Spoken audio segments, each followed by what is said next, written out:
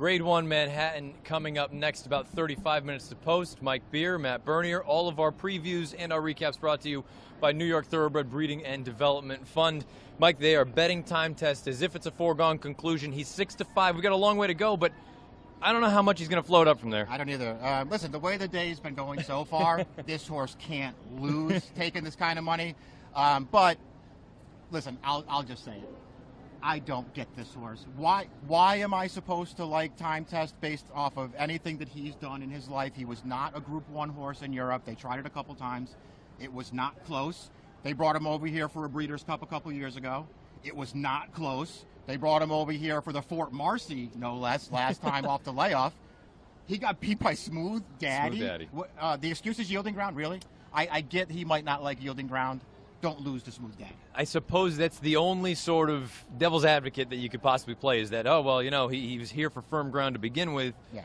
I'm with you. You can't lose this. It's not even that Not he when lost. you You passed him, and Smooth Daddy came back on you. And the rider that day, Arad, looked like he was sitting on 5 tens of dynamite, and the horse just didn't finish it off. I agree with that. It's a really, really, really bad loss for him last. And listen, does firm ground move him up? It probably does. I understand, Chad Brown really likes this horse. He's been talking him up. I think that has a lot to do with the price he is right now. There's a lot of buzz around him from his trainer.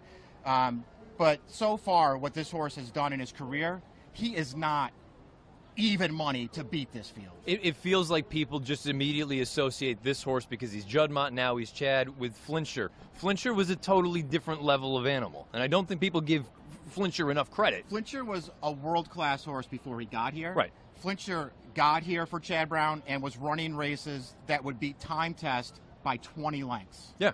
I mean, there's really, and that's the thing. I think we just got to keep that in perspective. Yeah. Time test can certainly win this race. I don't think we're writing him off. I mean, he's even money. He can certainly win this thing. We don't like him, but he's not Flincher. Let's not make that mistake. Chad also has 2 other runners in here. One of them could be the likely pace setter in Beach Patrol. I have to be honest.